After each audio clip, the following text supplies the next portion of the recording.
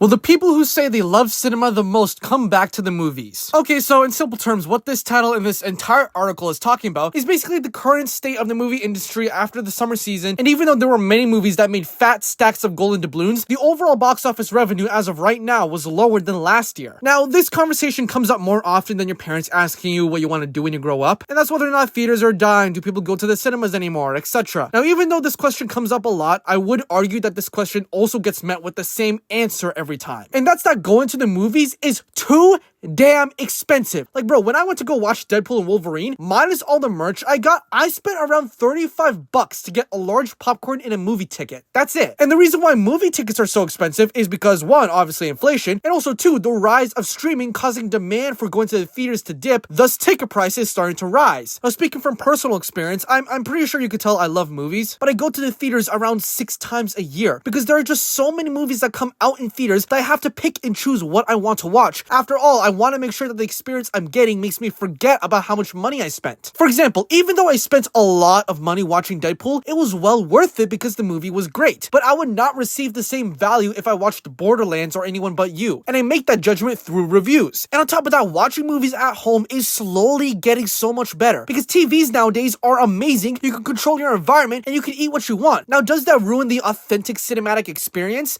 Maybe, but that mindset is way too pretentious for some people to care for. Like, Scorsese could go kick rocks. I'm watching Killers of the Flower Moon while I work on my advertising ideology essay for school. But overall, nowadays, going to the movies doesn't seem to mean anything, but it needs to be worth something. And if I don't get that worth through my hard-earned money, I'm not going to watch your movies in theaters and I'll wait for it to come on streaming.